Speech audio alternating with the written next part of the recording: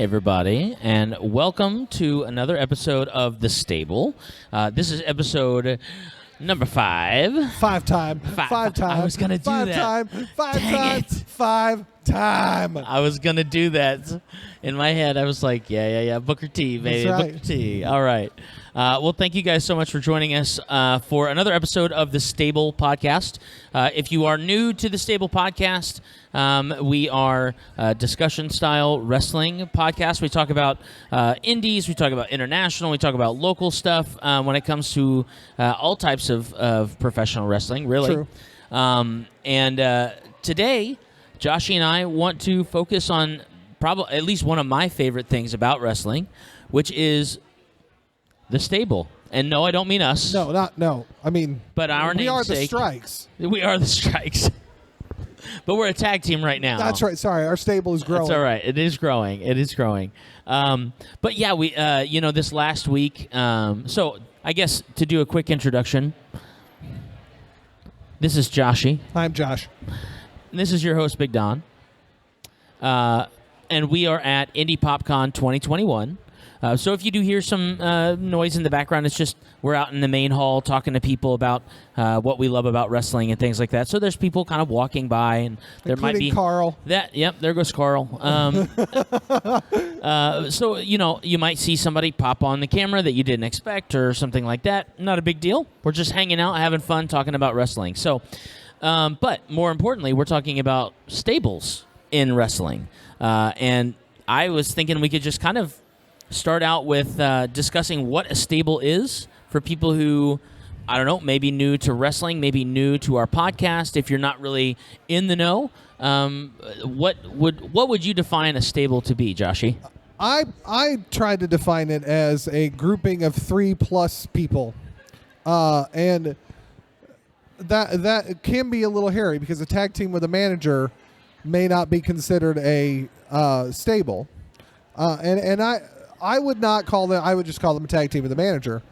But if that manager is also a wrestler, see, that's where things like, for example, the Hurt Business is one of the first things. I was literally just getting ready to bring them up. Because Yep. MVP is definitely the manager, but he can wrestle. He can wrestle. And Bobby Lashley is primarily the wrestler. So when they do, I mean, he is the world champ right That's now. right. So, when they team up, they're kind of a tag team, but they're Right. more just representing the Hurt Business. right.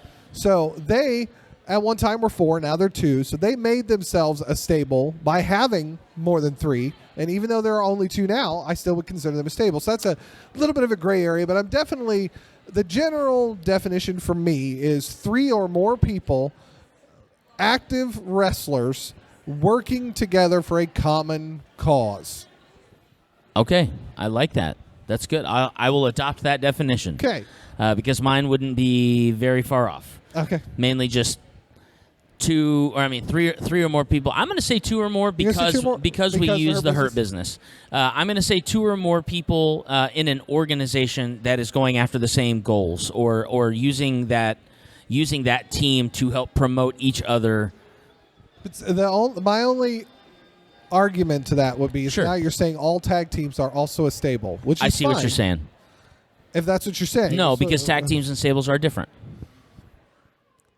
Right. So we'll say the exception is the Hurt Business. Okay. But by and large, you're right. I think 3 or more has been the Hurt Business started with 4. Right. So 3 or more would be kind of the established rule, if you will, the established fact of a stable. Yeah, I see what you did. To kind of put some light on why I think it's 3 or more is actually kind of around the original name for this podcast. So we were originally contemplating this, and we were going to call Right. it a stable for 3 to kind of work off of WWE's documentary type show called Table for 3 and Right. the stable. And I said, well, the only argument I have there is if we ever have more than 3 More than people, 3. Yeah.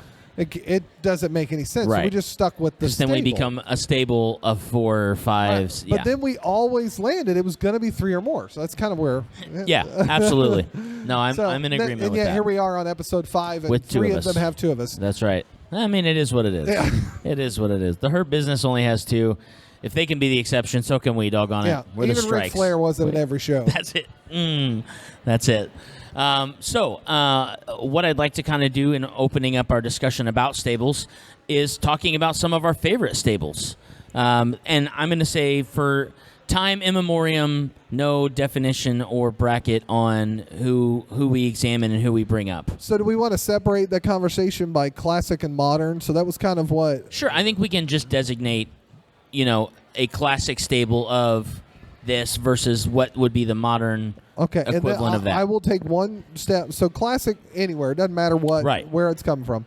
But when we are talking about modern, I know that if I were just trying to narrow this down to modern stables, I would most likely end up in only one organization. I Sure. would rather it try and define it by organization. You may not know other organizations that I know or vice versa. But if you straight up have a favorite that is in a particular organization, I think we're good with that. But I don't want to take away any that I enjoy from other organizations by being specific to one, if that makes any sense. Oh, are you talking about like only focusing on one promotion? Oh, no. Or What's your favorite stable? That's the question. DX is my favorite stable. Right. Like of all time. Of all time. Right. And mine's the Four Horsemen. Okay. However, Four Horsemen only existed for part of the New World Order. That's true. And I struggled telling you just off the bat that because I even told my wife, I think yesterday, that I thought the NWO was mine. And yet for some reason, the Four Horsemen just threw out. No. I'm with you on that. So that was too much confusing. We'll start with favorites. Yours is D-Generation X. Yeah, D-Generation X, if I've got to give somebody a number one, that is my favorite all-time stable. That is Dr. Debs as well. Okay. Because she's a Shawn Michaels fan. She is, very much. I am with her on that, and I'm also a Hunter fan. And I love the New Age Outlaws, and so I love pretty much the entire span of even Hornswoggle being in there a little bit for a short time there, member of DX. So, well, and I said the Four Horsemen with a very honorable mention to New World Order. We'll talk about that in a little bit. The reason why I went the Four Horsemen is because though J.J. Dillon was the manager in almost every situation, there were always four guys. Yeah. The four guys might have been different. Most of the time it was Flair and Arn in some way, shape, or form. Other people. Correct. Obviously, when the last iteration of it, Arn was unable to perform, so it was Rick, Mongo, Chris Benoit, and Dean Malenko. But the Horsemen always stood for, like, we are the best. We're going to be the best. And if you don't like it, we're going to beat the best out of you. Yeah. And they were cool. They were suave. They had money. They dressed well. They were a heel or a fake, because they were faces when they were dealing with the New World Order. Yeah. But they were the same characters. It's just they weren't the New World Order. Right. Yeah. So what draws you to DX? Probably because I started out when watching professional wrestling with kind of being a little bit more of a WCW mark, and then I was Sting is still one of my favorite wrestlers of all time. Former Horseman. Yes, but there was something very different about, not just the brand of what WWF at the time and then WWE brought to sports entertainment, but DX specifically being that chaotic nature that wasn't NWO, which, again, when it comes to NWO, I was a Wolfpack guy. I loved the Wolfpack. Conan, Macho, Sting, Lex. Like, that was my lineup. And Nash, their leader. I know. I kind of forget about him because he was black and white for a very long time. And he was with the Outsiders. And, like, I always, when I think of Nash, I always think of Nash and Hall, who were, those two and Hogan were the original. I you know what I mean? That. Yeah. Sting is the only one that was in Wolfpack that wasn't black and white. Right. You know that, right? Yeah, absolutely. Okay. Yeah, because the Wolfpack was like a splinter group that broke away from the New World Order because they didn't want to be under Hogan's tutelage. And no, I get that. Big, sexy Kevin Nash in red and black with the big wolf on his shirt and that long like pants that he wore. That anyway, Super frills Shredder. to match Macho Man. Yes, 100%, 100%. So I was definitely, I was on the Wolfpack side of things when it came to like NWO, but what I loved about DX was the sophomoric humor, because I was also, ironically enough, I was also getting into high school when DX came out, like in 96, 97, 98, 99. That was my end of apparently it's Rocket territory. Pokemon fight about broke out. That's in front right. of us. That's right. Team Rocket, is that a stable? Is Team Rocket a stable? Team Rocket a Team stable? Rocket, I think Yeah. is it. We stable, are a there it step is. too sweet. All right. So I really love DX because of their anti-disestablishment, chaotic nature. Like anything that Vince threw at them. And at the time when they started, not only was it Vince, but they were kind of a vehicle for a lot of chaos with WCW, showing up at the arena, in man, that military is- vehicles. Oh man, So biggest good. missed opportunities is Yes. another podcast. Yes. So that I would say that's why DX is definitely like at the top of my Mount Everest of stables. Just because they're crazy. They were nuts. They did anything they wanted to do. And if you read through Shawn Michaels' book, Heartbreak and Triumph, he talks about like the idea that they came up with DX and how it was literally just, hey, we just want to do whatever we want. Give us creative license. And for once in Vince's life, he just kind of went, okay. And off to the races they were. And it was unstoppable. It was great. DX. So I was WCW until it died, Right. but DX, particularly Shawn Michaels, was a big reason I came back. I mean, the first pay-per-view from WWEF whatever at the time that I bought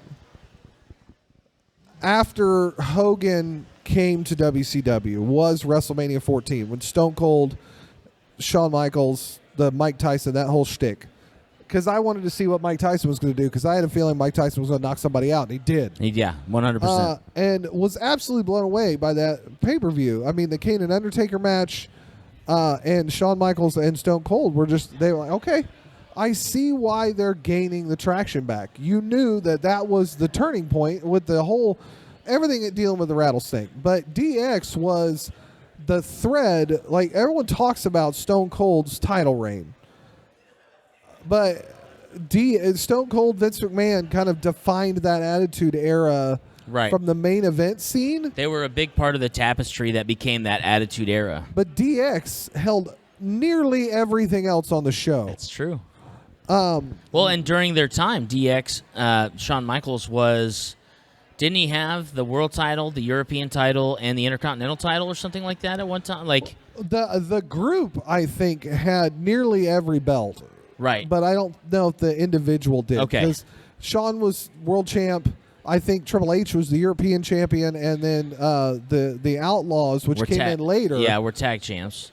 So was it Triple H was Intercontinental and X-Pac was European or I don't light remember. heavyweight? And I don't remember. The Outlaws were tag team. Yeah. I don't know. But it was, I mean, over in WCW, the New World Order was doing the same stuff when they had all the titles. I mean, they had, I think they had the majority of them except for the Cruiserweight until Six-Pac came in, and then Six-Pac got the Cruiserweight Championship. So, of course, X-Pac, DX, all the same stuff, whatever. That's a conversation Sean in Waltman. itself. Right? But what for me, going back, the Horsemen were, even prior to Hogan, the Horsemen made such an impact because you could farm a member or two of the Horsemen to any of the territories and they'd make money. Ric Flair was, the NWA and WCW champion for so many different times. Like, he was the attraction. But if you had Arn and Tully, I mean, you had the Horsemen. Right. If you had when Barry Windham was a part of it, or if you had Ole Anderson's another one. Was Brian Brian Pillman was a Pillman horseman was one time. He wasn't sure he? was. Yeah. I don't know all of them. I'm not going to sit here and claim Yeah. that I do. But like Lex Luger was a horseman Yeah. at one time. And all these guys going through that, particularly that last set, the pre-Radicals, Benoit and Malenko run of the Horsemen, I have a very vivid memory of the night the Horsemen reformed. Everyone came out dressed in tuxes, and like it was like, all right, we're here, and we're here to take WCW back. And it was, I think it was after the absolutely atrocious way of handling Sting trying to take down Hogan that came into fruition. I could be wrong on that. But the Horsemen just really made an impact for me and how the landscape would change. But that's overall. So during that time frame, of course, you had the New World Order. And you had guys like, as the Wolfpack would form, the offshoots of the LWO, the Latino World Order, or the BWO, the Blue World Order. Thank you, Blue Meanie, and your weird group of people. That's when it started to get kind of stupid. Yeah. Because everybody was a part of a World Order instead of World Championship Wrestling. Right. And I think that hurt them tremendously. But WWE has not been against anything. So what I want to ask is, what would you say was probably, because I want us to end on a high note about talking about modern stables. Sure. But what is one of the biggest missed opportunity stables in your time as a wrestling fan? A newer stable that is unfortunately no longer together, the Riot Squad. That's fair. 100%. Oh my goodness, you're absolutely right. Yeah, 100%. On episode 4, we talked a lot about some of the recent dismissals, and one of those dismissals was Ruby Riott, who I love and adore. I think she is fantastic. Ruby Rojo now, I believe, is what she's kind of. Ruby Soho. That's right. Rojo is red, I guess, so it almost works. Not really. I don't know. Okay, so Ruby Soho, that's right. I forgot. But so whatever she is going to do soon is going to be incredible. Yes. But I think that the Riot Squad is a huge missed opportunity, not just in the women's division, but overall, because that format, similar to Sanity, how when Sanity was in NXT, you had it was a mixed gender. You had people of different skill sets and stuff like that. Like, to me, that was a well-rounded stable because you have opportunities. I always feel like a stable that can threaten more than one position on a belt is a good stable. I agree. Like Bobby Lashley being a part of the Hurt Business and having the title, and then Shelton Benjamin and Cedric Alexander having the tag titles, to me, that turns the legitimacy of that stable way up. Yeah. Because they're Amazing walking how around. that goes down when you get rid of two of them. Right. Exactly. Which is They're not horrible. my pick, but that was No, but I'm the just bad saying, move. like, a horrible move. But the Riot Squad is probably one of those that has the biggest missed opportunity because not only were they an extremely talented stable, but they never even got an opportunity to show what they could do with the title belts, with the women's tag titles and things like that. And really, to me, what when it went from being a stable with Liv Morgan and Sarah Logan and Ruby Riott to just being a tag team, which I still feel like in that sense they're still the Riot Squad because you don't know if Sarah's coming back, while Ruby's still there. Even just the missed opportunity of Liv and Ruby at WrestleMania is a huge deal. And I feel like you and I had a very similar discussion that if what you're going to do is you're not going to allow whoever makes it through the gauntlet to win the titles the next day, why not give it to Ruby and Liv? They are incredible.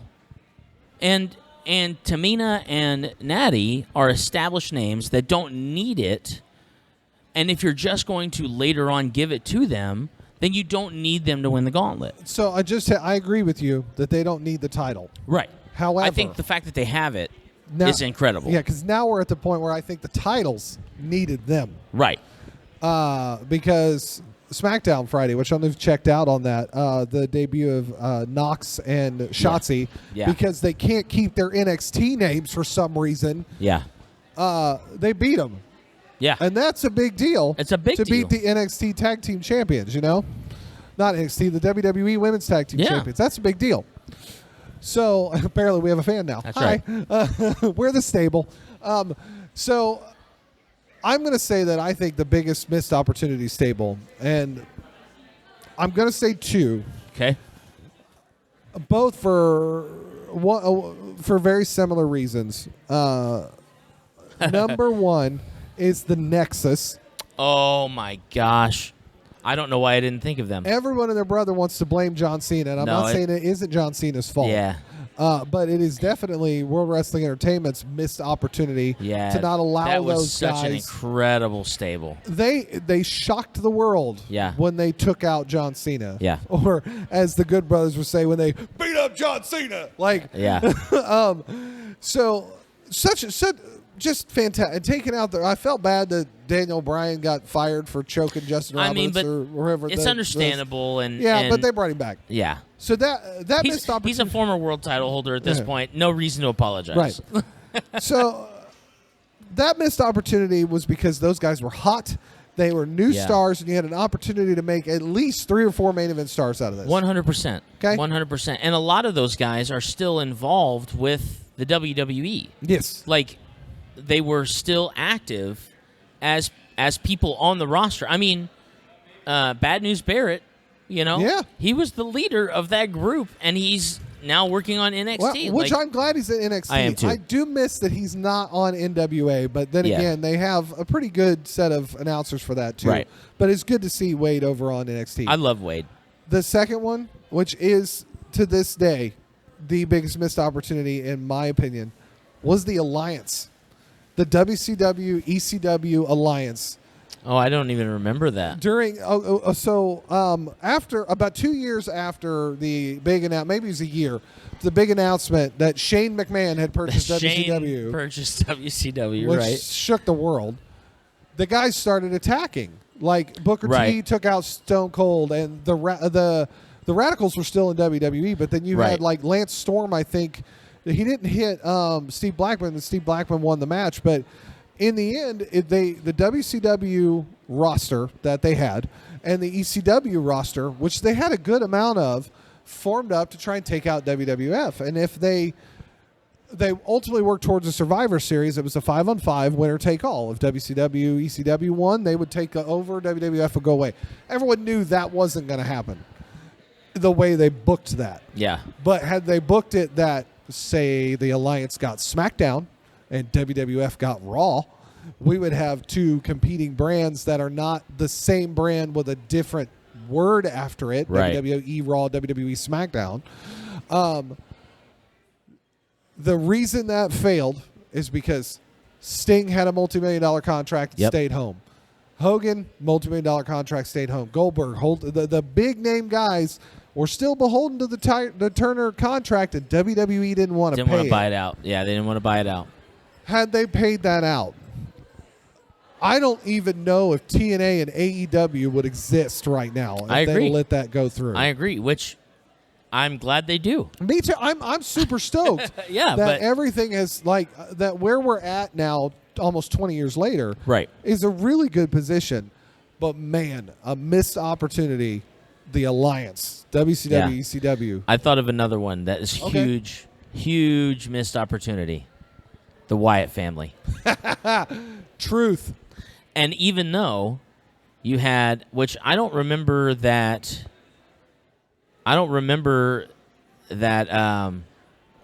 Eric Rowan and what was Eric Rowan, Braun Strowman, Luke Harper. Luke Harper. and I was Bray trying to Wyatt. remember what Brody Lee's I'm wearing a WWE Brody name. Lee Yeah, shirt. are you? I'm wearing my Stone Cold shirt today. I wore my Brody Lee shirt yesterday. So yeah, Eric and Luke did they win the tag titles while they were in the Wyatt family? Or did they only win it when they were... No, so Luke won it with Randy Orton. Right. But then they won it as the Bludgeon Brothers. The Bludgeon Brothers, right. Again, first of all, Bray Wyatt not having a world title at this point. Or, Oh, no, I mean, did. he does now. The I'm Fiend sorry. had He his does. Universal, You're right. yeah. But still, And WWE, he had both of them. okay. The fact that Bray Wyatt should have been a world title holder, not just the Fiend Bray Wyatt, but should have Bray been, Wyatt. not just the Fiend. Yeah, Right. Yeah. Bray Wyatt should have been a world title holder. Luke and Eric should have had tag titles at minimum, even if it was just those two sets of titles. And we could be mistaken on that. I am only a, I don't remember that they had won. I only play a historian on TV. Right. And then again, we talked about this on the last episode. The fact that you have a guy like Braun Strowman that you push to the moon and he's no longer there, like, he would have had... I feel like that was also a missed opportunity because we all know that there is the inevitable breakup of a stable. Yeah. So to me, I feel like the most obvious opportunity you have to push a guy is to do like the Randy Orton, Batista, Triple H angle from Evolution, where now all of a sudden you have guys who are in the faction fighting against each other because they want to be the world title holder. Like, it just sells itself. It tells the story by itself. There's no effort in that story. Like, how did we not get Shelton Benjamin versus Bobby Lashley for the world title? Right.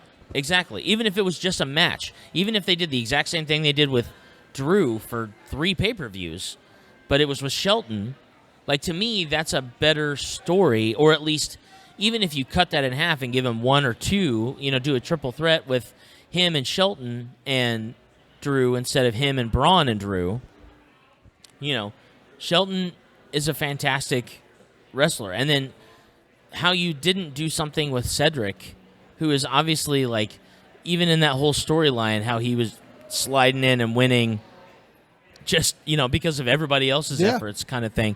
Like, to me, that's another good opportunity for you to have a developing storyline for that stable. Okay, so we're about 40 minutes in. I think it's a good time to... I want to look at something a little more positively. This was kind of my idea, so that's why I'm kind of steering us a little bit. I would like to know your favorite stable in WWE, Okay. AEW, Okay. and the other markets. So I don't know how much you know about New Japan or Impact or Ring of Honor. I know enough about New Japan to have a choice. Well, right. Yeah. So there's so certainly I want to know those 3 because Okay. yeah, we have a favorite of all time, which we've already talked about. But I think the modern stables are really starting to make a name for themselves. I agree. I'd love And I'm down for talking about them. All right, let's do it. So All right, so if I'm going to pick one, I'll start off with New Japan because that's the most obscure, but Bullet Club 100% yeah, is my stable for New Japan. Yeah, and I those think- guys are insane, and the fact that WWE didn't take the opportunity to buy the name rights for the Bullet Club when they had the opportunity, they're idiots. yeah. Well, and especially because WWE had the money for it. Right, Like, that's all I'm saying. I totally like AEW with their elite faction right now. Yeah. I understand why they didn't. They're just getting off the ground. Yeah. But missed opportunity again. Missed But, opportunity. so I do not know the faction name, and I feel terrible for that. But the group of Will Ospreay and the other Samoan, I'm losing his name right now, big Hawaiian guy or whatever. I'm forgetting his Jeff Cobb. That's it. They have a group like it's not the Imperium or the King. The Kingdom is something different, but it's Yeah, something. Imperium, I think, is NXT. It's NXT UK with Walter. But I would say that Will Ospreay's group, the fact that they were feuding with Los Ignorables, like you can't ignore them or whatever. Excellent faction there. Bullet Club definitely is the best faction in New Japan, but I think I like Will's group before Will got hurt. Yeah, he lost the title. Sucks, but whatever. But I think I enjoyed them more. So next. Okay, so I'll jump over to AEW. I think my favorite faction from AEW, that's actually a tough one because I really love all of the factions in AEW. And they have a lot to choose from. They have a ton to choose from. Jungle Express is great. Jurassic Express. Jurassic Express. I was thinking Jungle Boy Yep. in Jurassic Express. Sorry. The Inner Circle is great, and I love everything that they're doing. But I have to say that the Dark Order is becoming my favorite AEW stable, and I can tell you specifically and 100% the reason why is is because of John Silver, nope. Hang on. Evil Uno, Nope. being the Elite, It's the storyline that Hangman. Thank you. Hangman Adam Page and the relationship, the auxiliary relationship that he has with them, like that whole storyline. Have has you got seen me what they've so done tickled. recently? I have not. I have not. So I missed a the little last sidebar. couple of It's weeks, okay, but- great. Okay, But yes, so Hangman is the number one contender for the world title right now, but Hangman has yet to ask or say like I need my world title shot because he just hasn't. Right. And Kenny, his former tag partner, is the champion. right. Evil Uno and the Dark Order have put Kenny on notice. And, like, because Kenny keeps claiming he's beaten everybody and there's nobody else to beat. And Uno's like, I'm sorry. Hangman Adam Page is the number one contender, and you're ducking him. Yeah. And then Page was like, why are you getting into battles with me or whatever, blah, blah, blah. And Uno's like, no. Look, we're fully behind you. We understand the reason you haven't said anything is not because you're afraid of Kenny. You're afraid of failing, just like you did the last time you had this opportunity. But we believe in you, and we're going to stand up for it.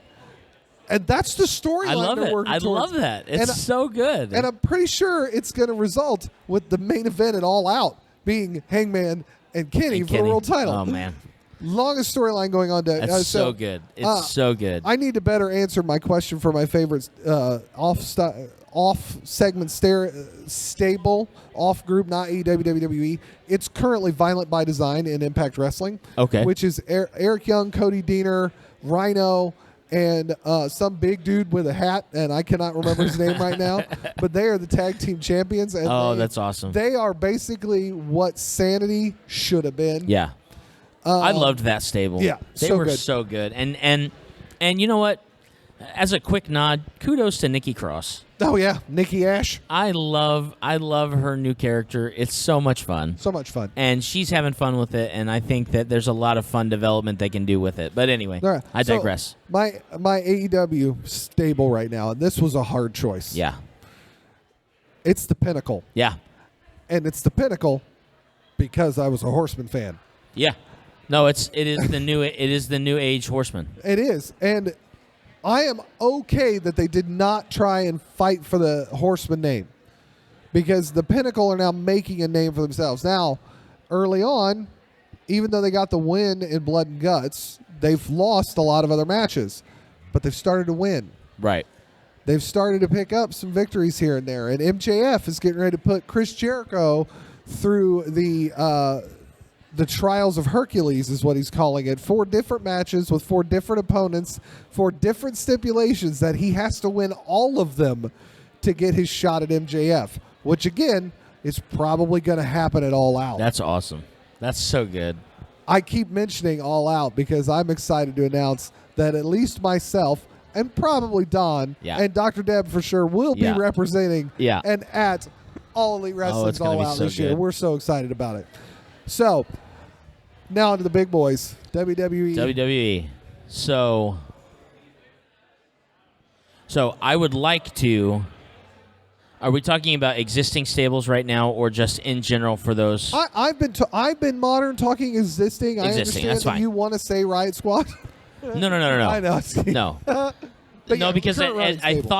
thought about if I was going to go NXT separate from SmackDown Raw brand fair. and doing Undisputed Era, but they're not technically anymore. stable. Yeah. But I loved Absolutely. Undisputed Era. Like, and I'm not fantastic. even mad they broke them up because I No. think it was a smart move. Yes. I Roderick think it was Strong and the time. Diamond Mine Yeah, is it going was to be really time. good. Okay, so The stables are not as they're readily not as available. prevalent. Yeah, and I would have to say that probably right now and for a while, my favorite stable has been the New Day. Yeah. They have everything that I want to see. They have That's Deb's current. they're silly. They go out there and they have fun. they're seeing them when they're not in the ring, like doing their stuff behind the scenes. You get a chance to kind of see, and I know everybody has an opportunity to have a different personality in front of a camera that's not their wrestling persona, but in general, I just love, Kofi and Xavier and Big E and just their personalities together. Like, you can tell that they're really close, but in the ring, they're also incredible. And they're great on the mics, and they're great in the ring, and they're great doing promos, and they're great crap talkers. And it's so good to see them. And I am rooting for Big E at Money in the Bank. I want to see him with a case in his hand, because I think seeing Big E and Bobby, even if Big E doesn't win, seeing Big E and Bobby, if it's not Bobby and Brock at SummerSlam, seeing Big E and Bobby would be a really cool treat, I think. Because that whole, like, the Kofi WrestleMania stir a few years ago when he won the title was the best storyline WWE had come up with in forever. And everybody was behind him. And I think that Big E can build that sort of rapport as well with the crowd, because he's great. Yeah. He moves so quick, too, for a big guy. Yeah. Like, he is just really, really good in the ring. And then there's a couple. What is the name? I really love the stable, but for some reason I can't remember the name right now. Johnny Gargano. The Way. Oh my That's God, where I they're was so at, much man. fun.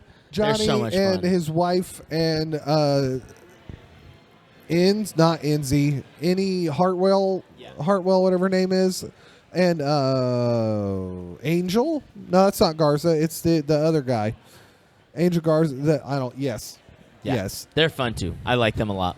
That was.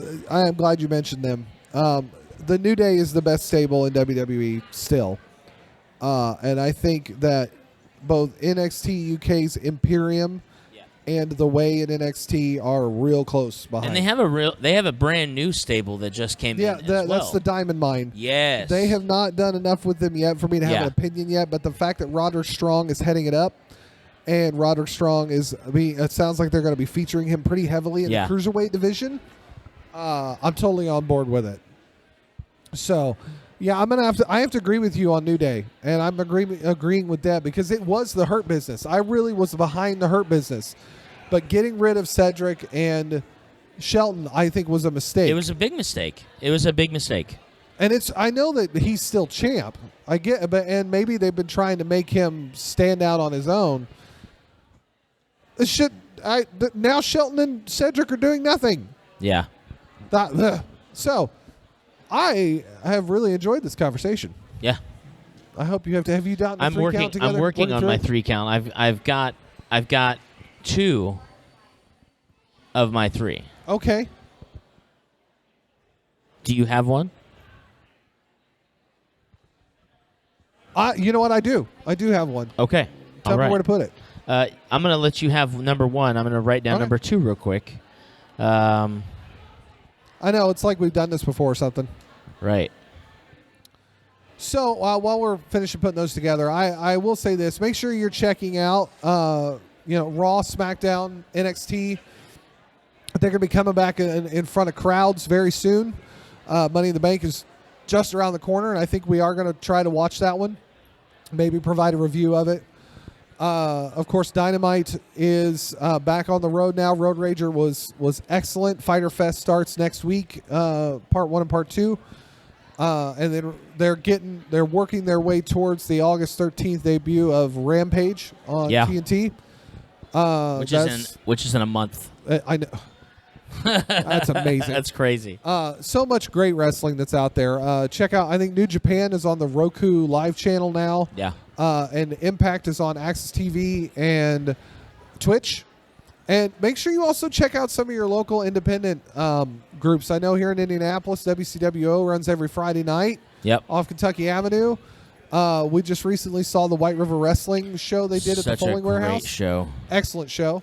And we're going to a wrestling theology fellowship event tonight, actually. Yeah, at Mercy Road Church. Mercy Road Church up in Carmel. I think they're at WrestlingTheology.com or WrestlingTheologyFellowship.com. Okay. And I think they do a show like once a month because Right. they did one in June and they've done one in July. So I So- think they run once a month. So definitely check them out as well. So as we, as we're starting to get back to normal, get out there and support the independent guys. There was another group that I was actually somebody who came up and sat down earlier that I had a conversation with. I think the group, I wrote it down. Yeah, MC, M as in Mary, C as in Charlie, IW is another local wrestling promotion that Okay. he works with. He was telling me a little bit about it as well.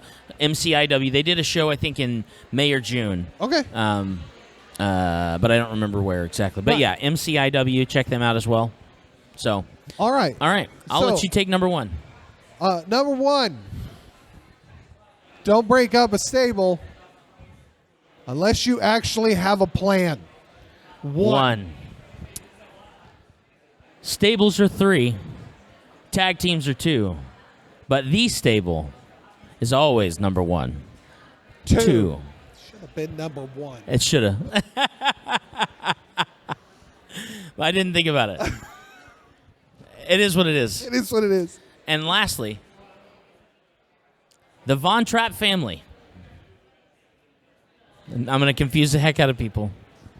Sound of music. Sound of Music. The Von Trapp family is the most talented stable of all time. 3. It's true. It is. It's very true. 100%.